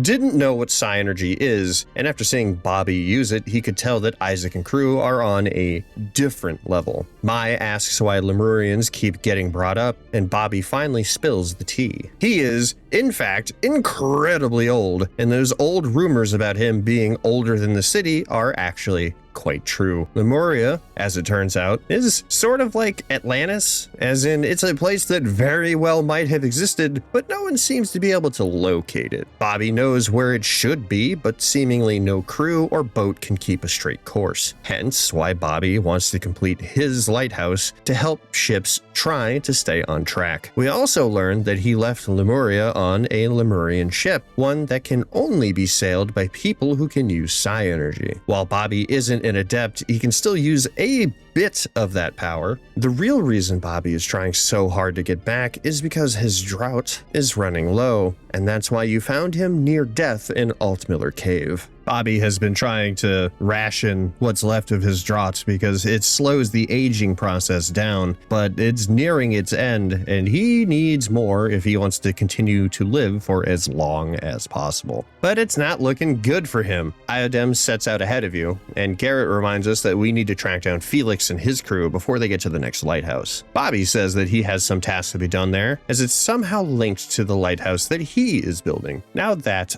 all this has been put out into the open, we can set out for the next leg of this journey. Before all that, however, a bit of house cleaning. Head down to Babi's room and grab the cloak ball. It's going to be needed if you want to run one of the last side quests in the game. Heading to the gate that Iodem tells you he's going to be at, you can speak with the guards and learn about a cave that can get you back to the earlier parts of the game. If you don't do that, then you're kind of stuck on the southern part of the continent. I highly recommend opening up that cave. Also, if you do a bit of snooping around, you will see that Sheba is now gone. Looks like she was able to head back to her hometown of Lalivero. Meeting up with Iodem, you head towards the town of Suhulla. This is the last stop before the next desert. Thankfully, this one isn't as hot as the last, but it also has its own gimmick. While in this town, you will quickly find out that the sandstorms from the desert have been attacking people and causing them to show up here in this town, injured, if not worse. A few bedridden soldiers of Tolby give us the laydown of what happened. Sheba is missing, and a group of people manage to use water, seemingly out of nowhere, to deal with these sandstorms. Sounds like our people. So, into the desert we go. Keep douse on a shoulder button and let it rip every time you get sucked into a cyclone. Just be ready for a mini boss fight. This is a bit rough, as these things pop up what feels like every few steps, which makes an already very high encounter rate feel even worse. If you take a bit of time, however, to track down one of the many hidden djinn, you can find a special cyclone. This one, if you douse it, is a real boss fight. But, and this is a huge but, if you let it whisk you away, you'll end up on Crossbone Isle. This is the only way to get to and from this place now. While you might have managed to steer the ship here using the wrong people, this is how most players find their way here. Crossbone Isle is the largest secret area in the game, and even now, we're not 100% ready for it, but knowing that you can access it in this way is great. We will return here for sure, but we still need a few things. So put this in your back pocket. Let's head back to the boss cyclone and, well, I really hope you like the desert, because you're going to get sent back to the start every time that you choose to go to Crossbone Isle. Now, because I got sent back to the start of this desert, I didn't want to immediately trek back through it, so I decided to take some time to head back north through that cave that those soldiers were talking about. Heading north past the Karagol Sea, we can finish a side quest that started the moment we approached the vault. It's time to storm the town of Lunpa and save Hammet. The people of the town don't really seem any the wiser as to what's happening, but for the most part, they're all pretty chill. You can gather a fair bit of information by talking with the people outside. The inside, though, this is what the cloak ball is for. Sneaking your way through the fort, using the darkness to hide yourself. If any of these green guys catch you, you'll get forced out of the fort and you'll have to start all over. Otherwise, if you can sneak by, you're in the clear. You can definitely find some interesting people, up to and including Dodonpa's wife and kids. They inadvertently spill the beans on just how bad a person Dodonpa really is. If you search enough, you can also find Donpa, Dodonpa's father. He's bedridden because he caught a case of being old, so, you know, there's that. Every now and again, as you're exploring the fort here, you'll find some regular dudes, and they will try to fight you. Try being the operative word here. I'm not sure why you can't rough up those green dudes, but hey, you know, there needs to be a fail-safe of some kind, right? Getting to the bottom, you're gonna find Hammet. They really put this guy all the way at the bottom. Some of the puzzles to get to him are pretty decent. Nothing too tough, though, but it does feel good to solve them. Hammet is happy to see Ivan on his destined quest. The reunion, though, is cut kind of short due to Dodonpa showing up and releasing his pet monster, Toadonpa. God, I love this dumb naming scheme. It's just dumb fun. Anyway, you lay waste to it because, I mean, right? You know, it really... Once the battle is over, though, you'll find that Dodonpa was about to sneak attack you. He ends up under his pet, and now a moral dilemma. Do we help Dodonpa? Garrett talks some sense for once, and hell must have froze over because, you know, I find myself agreeing with him. We should just let this dude rot down here. Hammet, on the other hand, wants to show some compassion in hopes that it will change Dodonpa. Yeah, fat chance. But I can see where he's coming from. All that doesn't matter, though, as Donpa shows up and makes the choice for us.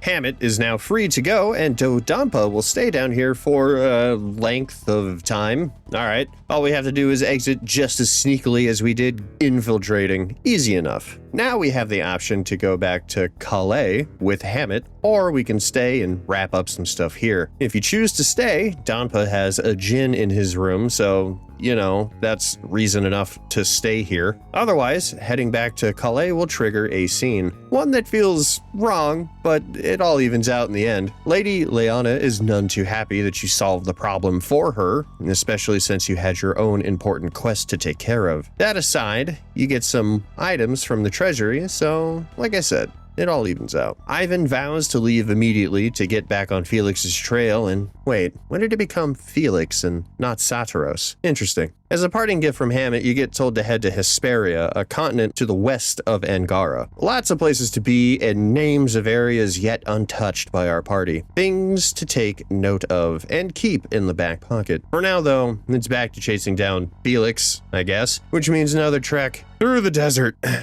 Cool. Now look, I'm gonna level with you. The way I went about doing stuff in the Crossbone Isle was maybe not the most efficient, let's call it. So if and when you finally try to conquer this extra little dungeon here, maybe be a little better about it than I was here, all right? Otherwise, you're going to be going back and forth between, well, a tornado cyclone thing and Crossbone Isle and this desert way too many times. But I digress. That was a me problem. I'm sure you gamers out there will do just fine. That said, with the desert cleared, we can get back to the story. Iodem notices that Sheba was nowhere to be seen, which is a little bit of a cause for concern. It's alright though. He also says that up ahead is a gate that should also be guarded by even more Tolby soldiers. Iodem says we can leave the whole Sheba thing to them, which isn't really a bad idea. We got bigger and better things to do. But when we get to that gate, looks like these guards literally got cooked. Satros and Minardi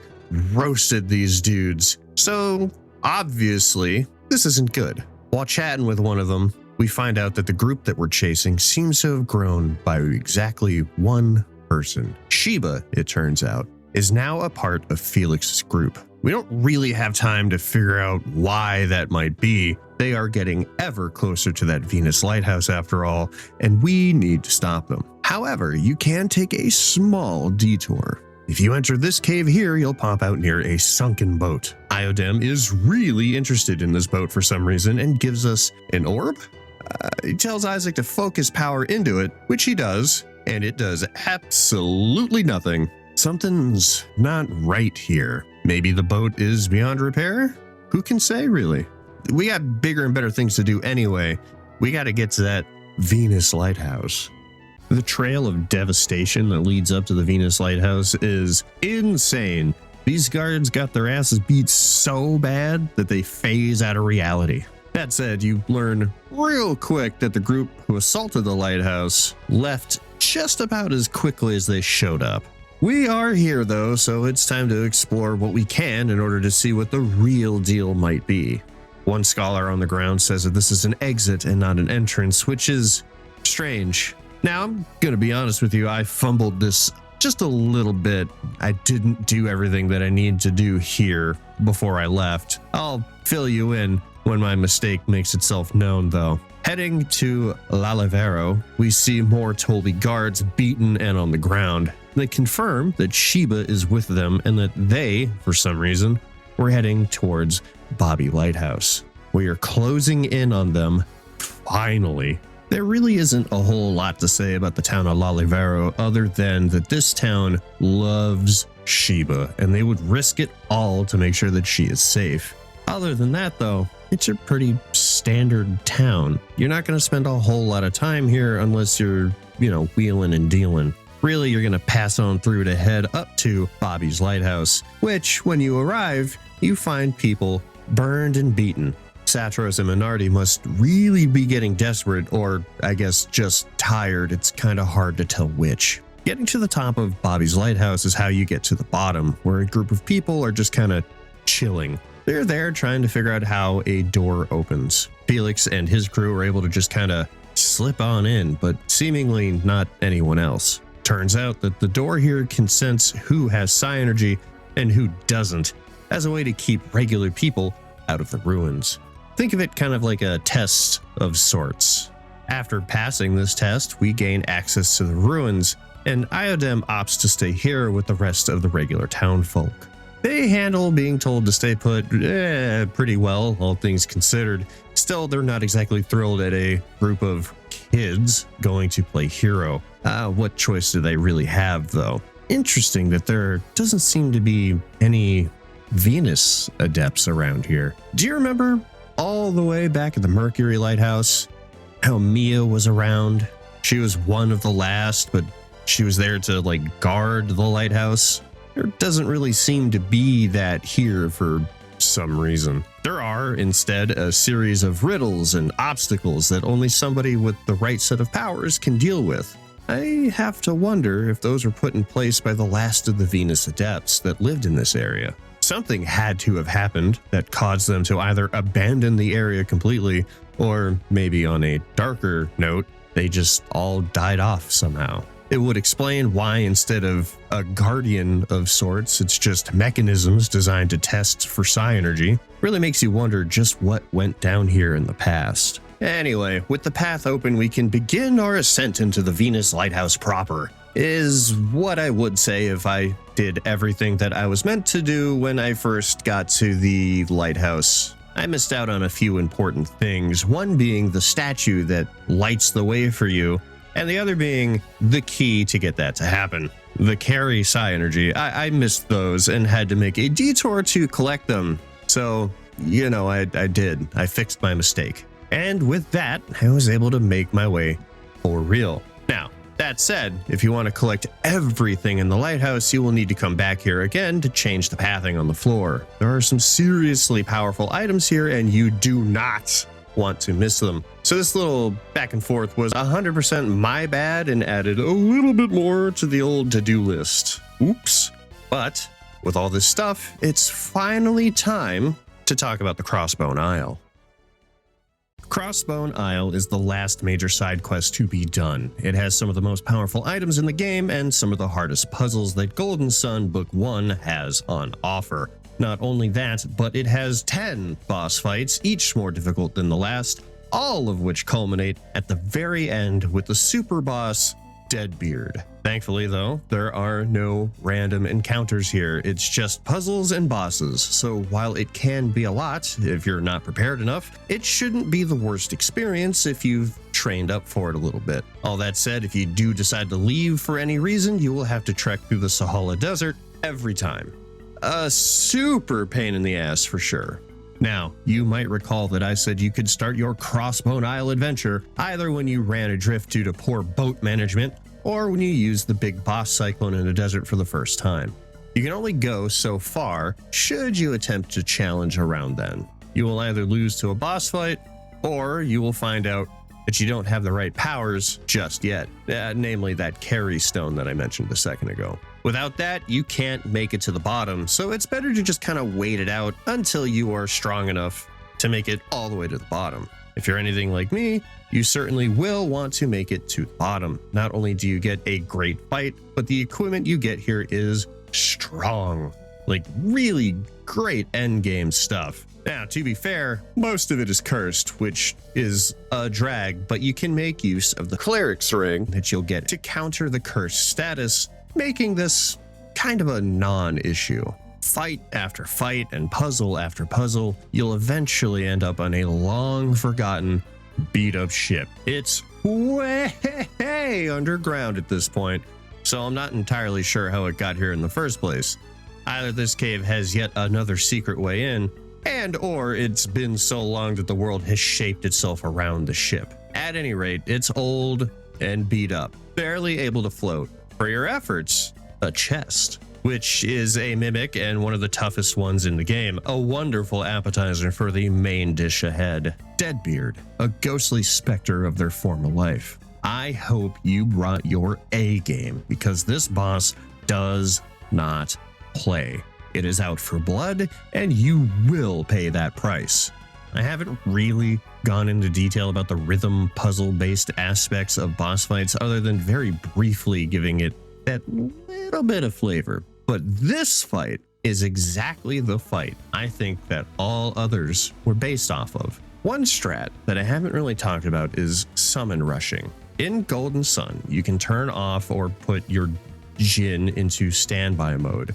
In doing this, you can set up a single or double rush of summons right out of the gate. As you can imagine, this does extreme damage and can front load the majority of the fight. However, all things come with a trade-off. Doing this means that you are severely weak Your HP, defense, and all those other stats are just kind of tanked right off the rip. And Deadbeard here must have been huffing psi energy stones for years because his attack power is out of control. He casts the strongest versions of the highest level spells that you can obtain.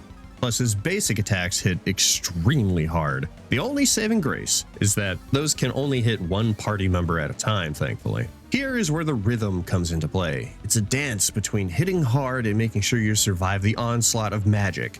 So debuffs for him and buffs for you. The best of which come from the shield djinn that you find. If you have those ready, you can absorb a ton of damage that might otherwise take you out. Second to that is making sure that you can heal as much as possible every turn, which for me meant Mia had one job, and if I could manage an attack from her, I would. Otherwise, it was buff Isaac and Garrett as much as possible and hope Deadbeard doesn't break them, and if possible, have Ivan ready up Isaac for a double attack turn. Also, Ground might be the best Venus djinn in the entire game. Using Ground makes it so that an opponent can't attack that turn. Being a boss, however, Deadbeard gets multiple attacks per turn. So at the very least, you are limiting his damage by one attack, and that can absolutely make or break your fight. If, and this is a massive if, you can manage it, somehow you can seal Deadbeard and make it so that he can't use psi energy. It won't work for long, but that can buy you a couple of turns.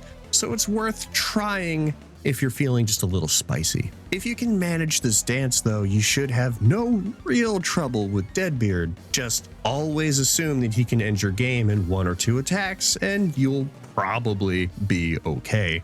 I won't say fine, but you'll at least be okay. Should you triumph over Deadbeard, your prize is the Demon Mail, which is super cursed. That aside, I don't know if anyone else does this, but I slapped all that cursed energy onto Garrett. Sorry, man, but I mean, it's like it was made for you, you know? The only thing now is a nice return trip to the top of Crossbone Isle and then back to our main quest. You'll be glad you did this all later. Just a few more things to do. One of which is the Suhulla Desert. Again, I made my way back through the desert and made sure to stop by that giant cyclone, not to go back to Crossbone Isle, but to fight it and to add that onto the completed checklist. This boss is nothing like Deadbeard. In fact, if you can take out Deadbeard, you can take out anything this game has to offer. Now, where was I? Oh, right. The Venus Lighthouse. If you were smarter than me, you would have gotten everything the first time through and been able to just make your way through the Babi Lighthouse and then through the Venus Lighthouse. Your first time through. Even out here, though, there are still some strong puzzles. This multicolored Venus statue being one of them. I liked this one a lot. Having to read the minds of the statues to place them in the right order was pretty fun. It took a minute or two, but you know, once you get it, you get it.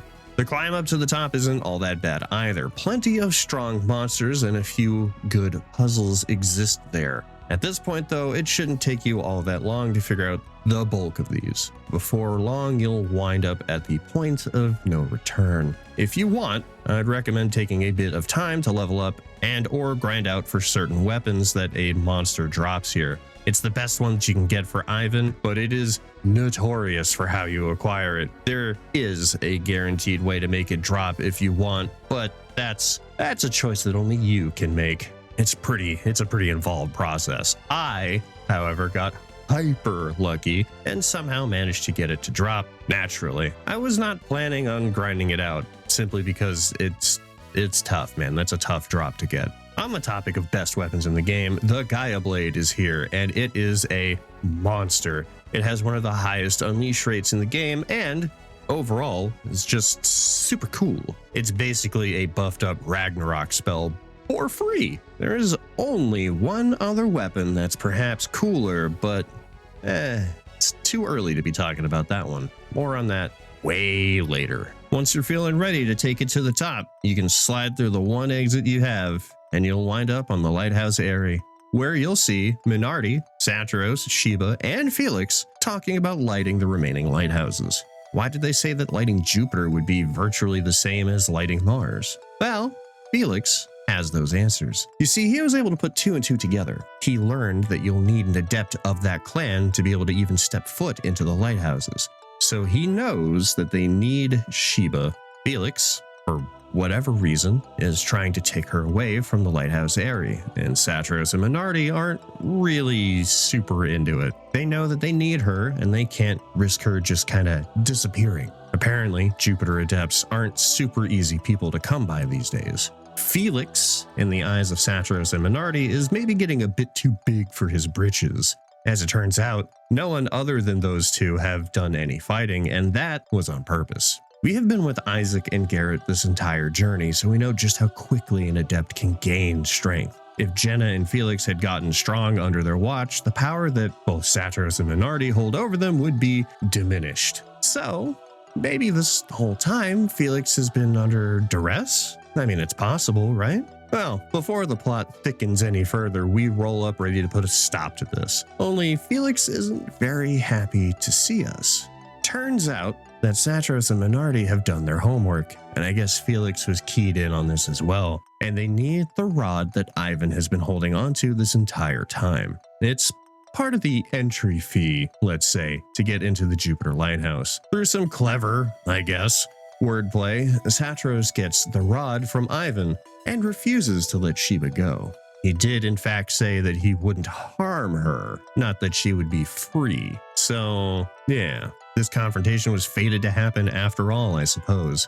It's all the same to the group though, as they've been waiting to fight these two for a long time. They weren't kidding, by the way. That bit all the way back at the Mercury Lighthouse about Satros being weakened was more true than one would think. While not as tough as Deadbeard, these two will still give you a run for your money. I have to say I really appreciate the style that these two have. We have seen bits and pieces of it here and there, but these two have a solid and cool design to them. Swords and scythes, awesome weapon pairing. They hit hard and look damn good while doing that. All that said, this is still a 2v4, and before long it'll be a 1v4.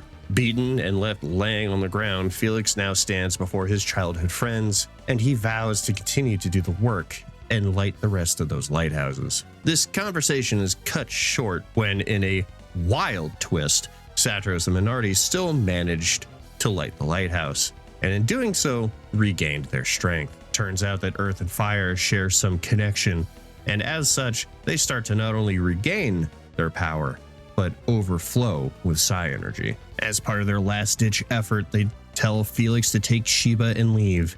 Felix initially objects, but eventually does leave with Sheba, and in an odd melding of power, Satros and Minardi, these two warriors from the Fire Clan of the North, fuse into a dragon. Now, I'm going to be honest with you, this theme rips. This fight is cool as hell, and the background art is great. Everything about this battle is what it should be, a fun and demanding fight. The dragon dwarfs you and your team, and the abilities that it has are crazy. This thing will literally jump into space and then body slam you.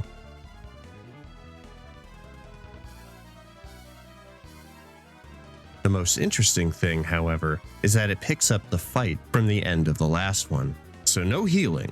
All your Jinn are in the exact same state that they were at the end of the first battle with them, and if you had a status effect, you still do. Plus, if you didn't have an effect before this battle began, don't worry. Fusion Dragon here will make sure that you do before long. This fight is along the same lines as Deadbeard, and it's incredibly tough. If you didn't fight Deadbeard, then this is absolutely the hardest fight in the game. But I believe in you. You got this.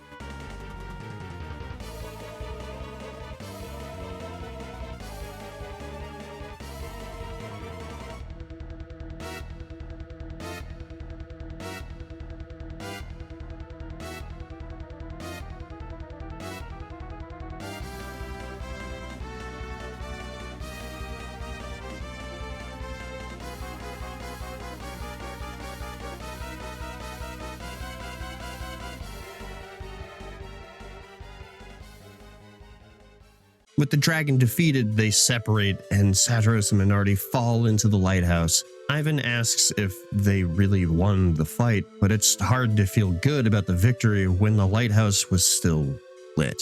Weirdly, though, the group sees that Felix and Sheba are still here. Felix asks if they really are gone and then doubles down on needing to light the rest of the lighthouses. Felix isn't going to explain his reasons, and before anything meaningful can happen, the lighthouse breaks into 4, knocking Isaac and crew out for just a little bit. Felix and Sheba are barely hanging on to the Airy. Felix trying to pull her back up, but the whole structure is shifting and the base appears to be crumbling. Not great, to say the least. Sheba tries, but ultimately she falls and Felix jumps after her. I gotta admit, this guy is dedicated. I'll give him that. Isaac gets his only text box, and then the group comes to, having seen what Felix was willing to do. The group remembers that Jenna and Creighton are still around somewhere too, and that they got left behind at the peninsula of Ijima. They all decide it'd be best to check for them, but first they have to figure out how to get down.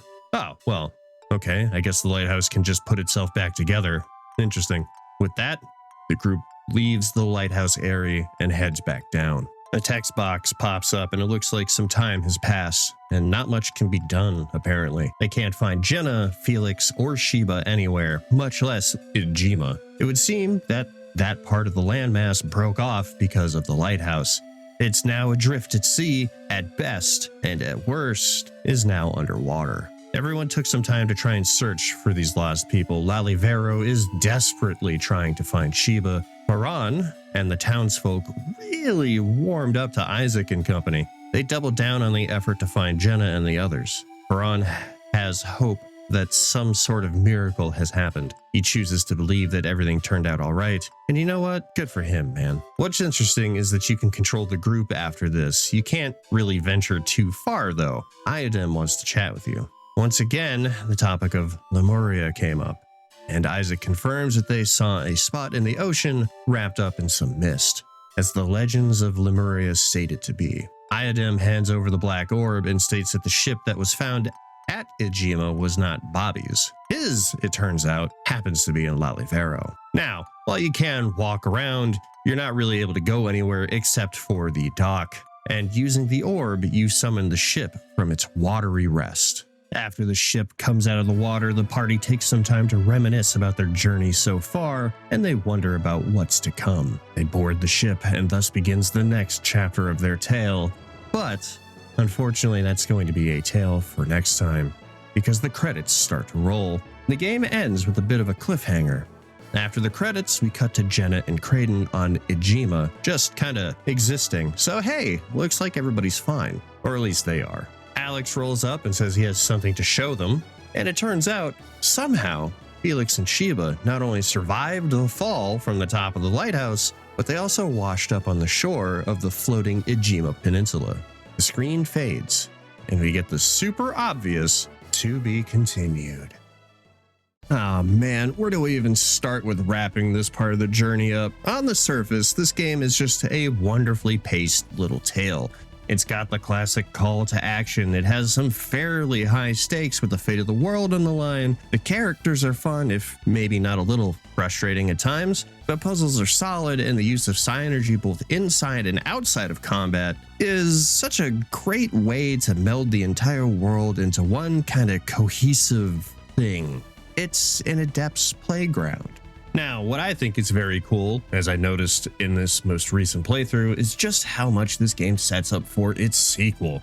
Back when I first played this, almost none of this stuff stayed in my brain. There were certainly a few times where I stopped to think a bit. Granted, those thoughts weren't entirely complex, but the wheels were starting to turn, you know what I mean? Now, 25-ish years later, that wheel finally made just a couple rotations.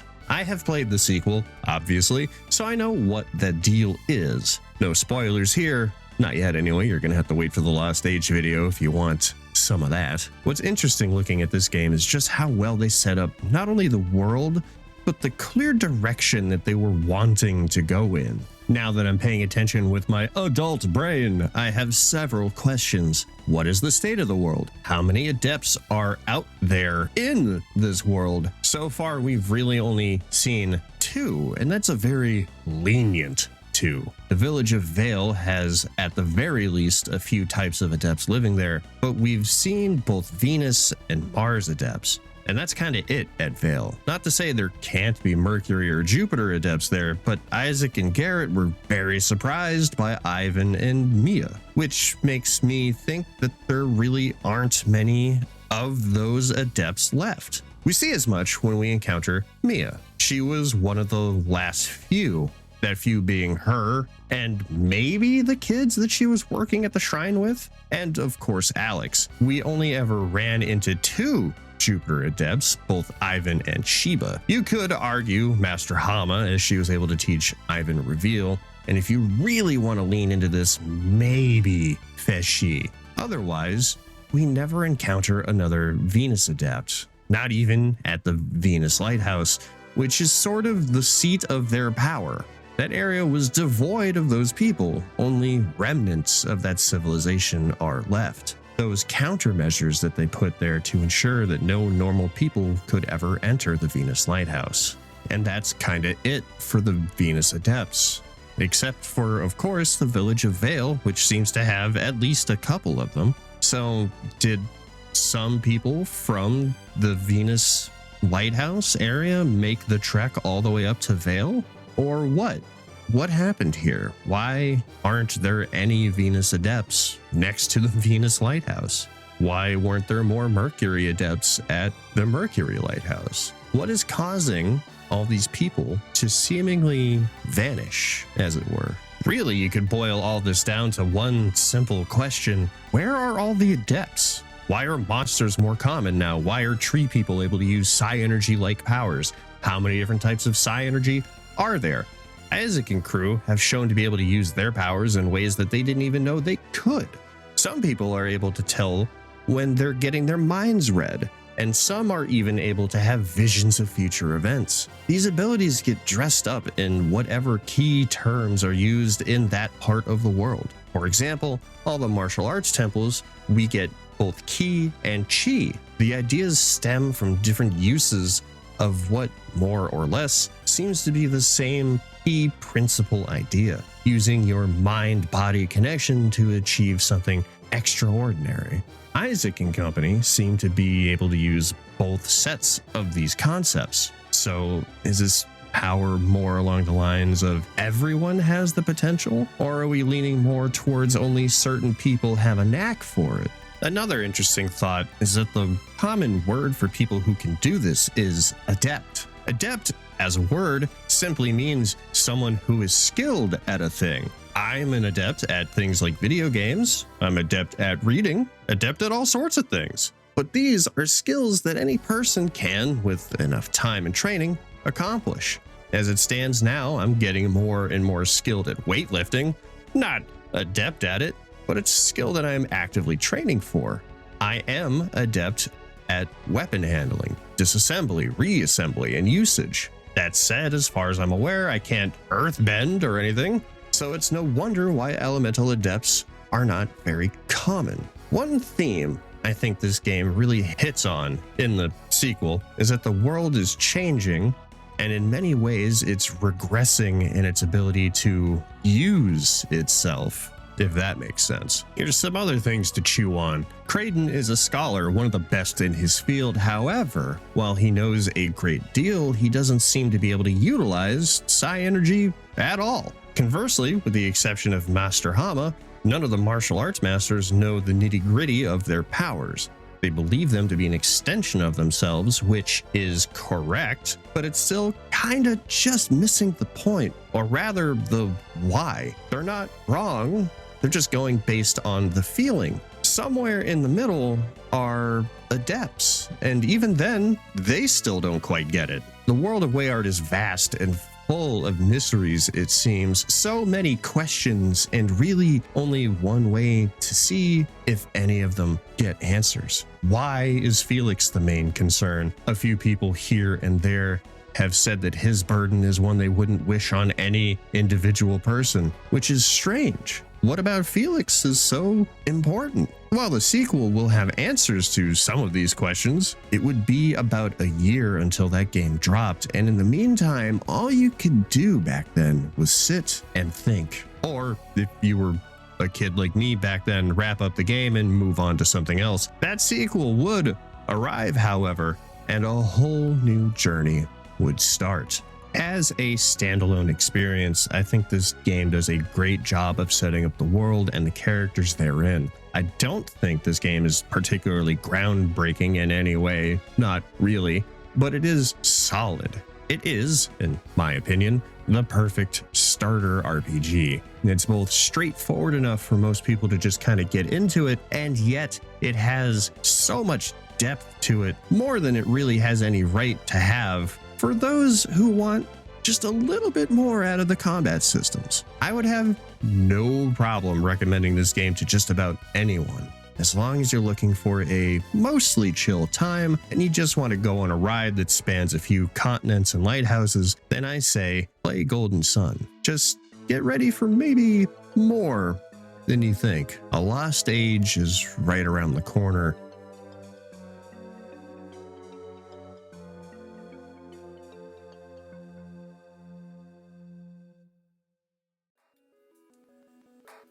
Hey there, everyone. Thanks for taking a trip with me through a small portion of the world of Weird. I needed something to kind of break up the monotony of Zelda and Castlevania, so I figured I'd throw Golden Sun in there just real quick, you know? I got another Golden Sun video in the works, so if you're wanting to see how this all wraps up, then stick around for a while, and I'll get you to that. Trust. In the meantime, here are a few videos that you can check out if you want to see some of the other stuff that I've done. Until next time, everyone, keep it clean.